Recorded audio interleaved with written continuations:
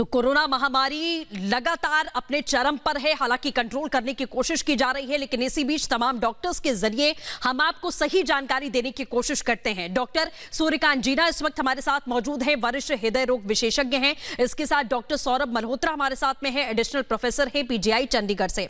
सबसे पहले शुरुआत करते हैं डॉक्टर सूर्यकांत आपसे। जिस तरीके से केसेस में कहा गया था कि मई का महीना जब आएगा तो कमी आएगी, थोड़े बहुत हालात हमने देखे हैं, क्योंकि पिछले दिनों 4 लाख के ऊपर मामले थे, अब 3 लाख में सिमट गए हैं, लेकिन मौतों का आंकड़ा अभी भी वैसा ही बना हुआ है सर। ठीक कहा आपने। जैसे कि हम लोगों ने प्रेडिक्ट किया था कि पहले इन्फेक्शन बढ़ेगा फिर कंट्रोल होगा, पर इस सब में दवाई या वैक्सीन ये सब का कोई रोल नहीं है। हम लोगों को सावधानी बरतनी है। सबसे महत्वपूर्ण जानकारी जो ये है कि हमें घर के अंदर रहना है, ताकि हम लोग जो भी संक्रमित हो जाते हैं वो दूसरों को बीमारी स्प्रेड ना करें। और हम लोगों को मास्क यूज करना है, सोशल डिस्टेंसिंग मेंटेन करना है, जरूरत हो तभी घर से बाहर निकलना है। जितनी सावधानी हम बरतेंगे उतनी ही अच्छी मतलब हालात सुधरेगी। बिल्कुल डॉक्टर सौरभ, मैं तीसरे फेज को लेकर बहुत सारी चर्चाएं शुरू हो रही हैं कि तीसरा फेज जो है वो बच्चों के लिए घातक हो सकता है। तो हालांकि वैक्सीन को लेकर ट्रायल शुरू है, किया जाएगा, मंजूरी मिल चुकी है, ये खबर आ रही है, लेकिन घर में पेरेंट्स के लिए आप क्या संदेश देना चाहेंगे, क्या टिप्स देना चाहेंगे कि वो अपने बच्चों को क्या खिलाएं या फिर किस तरीके से वो मैनेज करें? मैं वापस आऊंगी, इसी बीच एक बड़ी खबर आ रही है।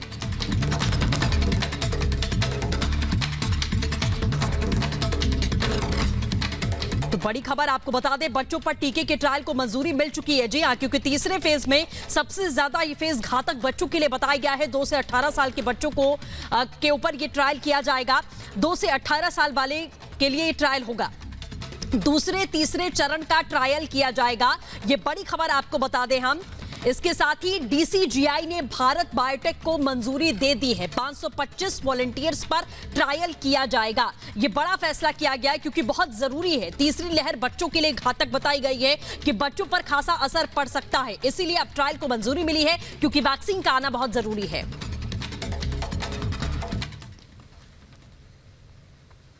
तो डॉक्टर्स लगातार हमारे साथ बने हुए हैं। डॉक्टर सौरभ, इसी पर मैंने सवाल किया था। हालांकि ट्रायल को मंजूरी मिल गई है, अब ट्रायल के बाद में देखा जाएगा कि वैक्सीन आने में कितना और वक्त लगेगा, लेकिन बच्चों में क्या सिम्टम्स हो सकते हैं और उनके पेरेंट्स कैसे एहतियात बरत सकते हैं? देखिए, अच्छा एहतियात बरतने की बात है तो ये इम्पोर्टेंट है कि बच्चे जहां तक हो सके, जब तक जरूरी ना हो, घर पे ही रहें। और क्लासेस सबकी ऑनलाइन चली रही है, और अगर समर वेकेशन ब्रेक हो जाता है तो ये इम्पोर्टेंट है कि बच्चे रिक्रिएशनल एक्टिविटीज में ऑनलाइन ही पार्ट लें। High protein diet, nutritious diet खाएं, लिक्विड्स बहुत ज्यादा पिएं। और सिम्टम्स होते ही, सिम्टम्स इन जनरल वही होंगे जो एडल्ट्स में होते हैं, जैसे कि फीवर होना, गला खराब होना, जुकाम होना या पेट का खराब होना। तो जैसे ही ये थोड़े भी सिम्टम्स बच्चों में आते हैं, ये जरूरी है कि बच्चे को फौरन आइसोलेट कर दिया जाए, और बच्चों को पहले ही एजुकेट करके रखना चाहिए कि कोई पैनिक करने वाली बात नहीं है।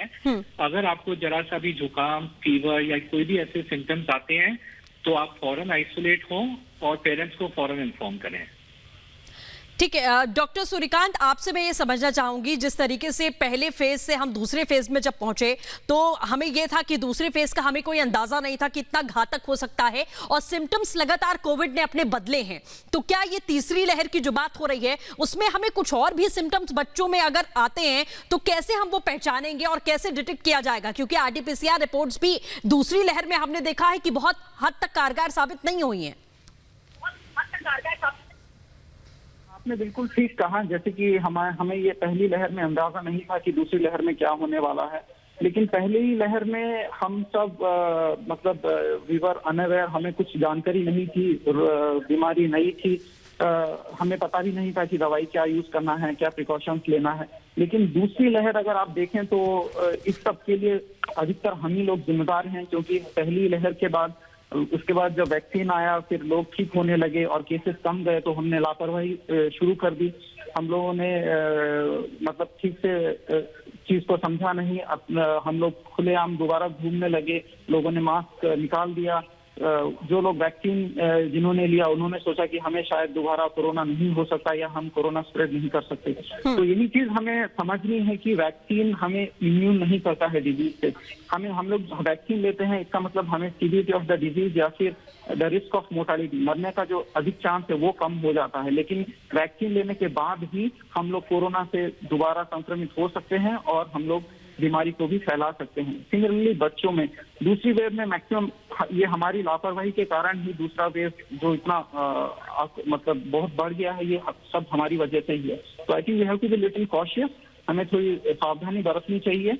और बच्चों में अभी जैसे मैंने कहा this is a tough time for them, क्योंकि लगभग 1-1.5 साल से वो लोग घर के अंदर हैं, उनकी इमोशनल नीड्स डिफरेंट होती है। तो हमें उन्हें थोड़ा पेरेंट्स को जो भी मतलब घर में हैं उन्हें थोड़ा बच्चों के साथ अधिक टाइम स्पेंड करना है, क्योंकि बहुत एज के बच्चे हैं, उन्हें समझाना बहुत मुश्किल हो जाता है कि आप दिन भर 24 घंटे घर में ही बैठे रहिए। तो हमें उनके साथ टाइम स्पेंड करना है, बच्चों को जितनी दूर संभव हो सके एंगेज करके रखना है, उनकी इमोशनल नीड को समझना है, क्योंकि बच्चे they are more immune to the disease. उनमें शायद मैनिफेस्टेशन इतना ना हो लेकिन they can be potential carriers, that means वो बहुत आसानी से बीमारी को स्प्रेड कर देंगे। तो वही चीज हमें थोड़ी सावधानी बरतनी होगी। और रहा डिजीज के बारे में पता लगाने के लिए, तो मेरे ख्याल से ये सब वायरल डिजीज फ्लू के सिम्टम्स ही होते हैं, तो मोर और less symptoms will be same, only कि हर फेज के हिसाब से जब कोरोना वायरस म्यूटेंट स्ट्रेन में बदल जाता है या it becomes more infectious, it becomes more potent. इसका मतलब अगर आप देखेंगे फर्स्ट वेव और सेकंड वेव में डिफरेंस यही है। बिल्कुल जाहिर है। डॉक्टर सौरभ, मैं एक आखिरी सवाल आपसे लेना चाहूंगी कि जिस तरीके से हमने आरटीपीसीआर रिपोर्ट का भी जिक्र किया था कि बहुत सारे केसेस ऐसे आए जिसमें सिम्टम है लेकिन रिपोर्ट उनकी नेगेटिव आ रही है, इसीलिए लोग सिटी स्कैन की तरफ जाते हैं। बच्चों के मामले में क्या ऐसा हो सकता है? देखिए, as far as CT scan का बहुत लिमिटेड रोल है। अगर बच्चे को सिम्टम्स आते हैं तो एक आरटीपीसीआर करके बच्चे को आइसोलेट करना बहुत जरूरी है। आज की तारीख में अगर किसी को भी फीवर है या सिम्टम सजेस्टिव ऑफ कोविड है तो आरटीपीसीआर के रिजल्ट का इंतजार करना जरूरी नहीं है। ये जरूरी है कि डिजीज स्प्रेड ना हो, इसके लिए बच्चे को या एडल्ट को जिसको भी सजेस्टिव सिम्टम्स हैं उसको आइसोलेट किया जाए।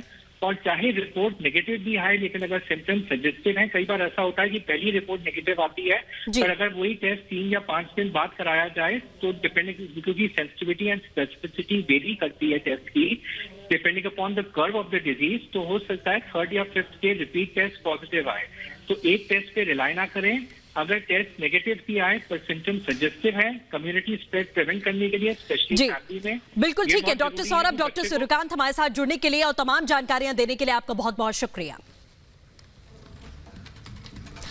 तो लगातार आपने देखा कि किस तरीके से बच्चों की अगर बात की जाए तो क्या क्या सावधानियां आपको बरतनी है। डॉक्टर्स के जरिए हमने आपको बताया कि अगर सर्दी, जुकाम, खांसी ऐसे सिम्टम्स आपको दिखाई देते हैं तो सबसे पहले आप बच्चों को आइसोलेट करिए और खास तौर पर उनकी इम्यूनिटी को और ज्यादा स्ट्रांग करने के लिए योगा, प्राणायाम, इसके साथ ही उनके खाने पीने का ख्याल ये रखना बहुत ज्यादा जरूरी है। इसके साथ ही वैक्सीन की